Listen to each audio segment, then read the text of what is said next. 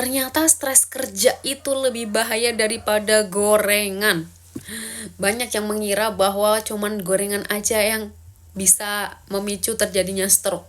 Padahal buktinya Paman Ari itu kena stroke juga faktor salah satunya adalah stres berlebihan. Jadi stres berlebihan itu yang dimaksud kayak gimana? Stres berlebihan itu kayak contohnya Paman Ari. Beliau, saya bingung bingung manggilnya beliau. Nah, beliau ini waktu itu kan bekerja terus sebagai supir beliau di Arab. Nah, beliau ini sebagai tulang punggung keluarga menghidupi anak sama istrinya. Ya namanya orang tua ya, yang dipikirkan banyak dan akhirnya pikirannya tuh terlalu berat dan akhirnya stres berlebihan karena memang orang tua kebanyakan seperti itu. Banyak juga kok anak muda yang seperti itu, stres kerja, stres ngantor, stres kuliah, stres sekolah, banyak banget juga. Dan ini bisa memicu terjadinya stroke tadi.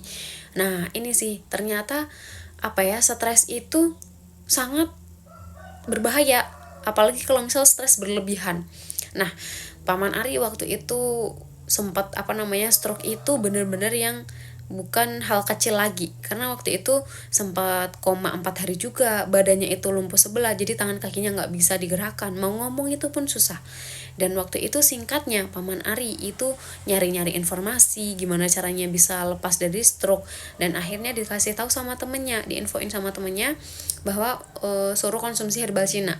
Nah, Paman Ari langsung ikut aja, dan waktu itu Paman Ari itu beli satu paket, itu yang pakai 3 bulan, dan Paman Ari itu alhamdulillahnya baru konsumsi 1 bulan itu udah ada efek positifnya. Jadi kayak udah ada, dia itu bekerja gitu, dan waktu itu mulai membaik, rutin konsumsi 2 bulanan konsumsi itu udah bisa jalan lagi, yang tadinya tertatih-tatih jalan itu udah bisa jalan lagi, dan alhamdulillahnya sekarang ini kondisinya makin baik, makin normal, dan sekarang itu sudah bisa beraktivitas sendiri tanpa bantuan orang lain. Ini sih yang menurut aku memang sehat itu mahal harganya, meskipun harganya lumayan, daripada fatal ya mending yang lumayan. Seperti itu teman-teman semuanya. Terima kasih.